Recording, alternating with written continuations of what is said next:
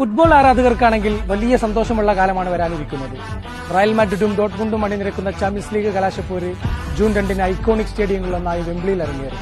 വൈകാതെ ജൂൺ 15 മുതൽ German നഗരങ്ങളായ ബെർലിനിലും മ്യൂണിക്കിലുമെല്ലാം euro ആരവങ്ങൾക്ക് കൊടിയുയരും.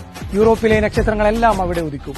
Indian സമയം വൈകിട്ട് 6:30, 9:30, 12:30 എന്നീ സമയങ്ങളിലായാണ് മത്സരങ്ങൾ അരങ്ങേറുന്നത്.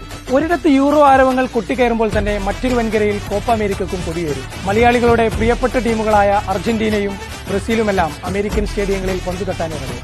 ലോകവും വൻകരയും ജയിച്ച അർജന്റീന സാമ്രാജ്യങ്ങൾ നിലനിർത്താനിറങ്ങുമ്പോൾ ഫുട്ബോളിലെ നഷ്ടപ്രതാപം തിരിച്ചുപിടിക്കാനാണ് ബ്രസീൽ കൂട്ടുകെട്ടുന്നത്.